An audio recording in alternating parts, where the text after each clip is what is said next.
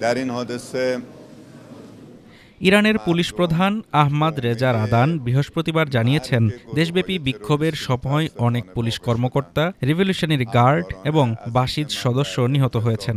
তিনি বলেন, জনগণ দুর্ভাগ্যবশত সন্ত্রাসী গোষ্ঠীর শিকার হয়েছে। আমাদের অনেক সহকর্মী আহত বা শহীদ হয়েছেন। বাসিজ ও আইআরজিসি সদস্যরাও এ হামলায় গুরুতর ক্ষতিগ্রস্ত হয়েছেন।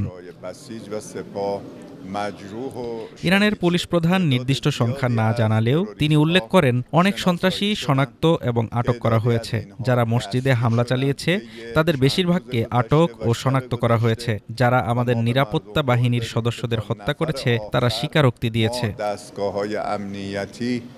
রাদান আরও বলেন, আমরা একে একে সন্ত্রাসীদের মোকাবেলা করছি এবং শেষ পর্যন্ত তাদের ন্যায় বিচারের আওতায় আনা হবে। ইরানে অর্থনৈতিক বিক্ষোভ ডিসেম্বর থেকে চলছিল এবং সাম্প্রতিক সপ্তাহগুলোতে তীব্র হয়ে উঠেছে। দেশটি অভিযোগ করেছে মার্কিন প্রেসিডেন্ট ডোনাল্ড ট্রাম্প পরিস্থিতি উত্তেজিত করছেন এবং ট্রাম্প বিক্ষোভকারীদের বলেন সাহায্য আসছে এবং বিক্ষোভ অব্যাহত রাখার আহ্বান জানান।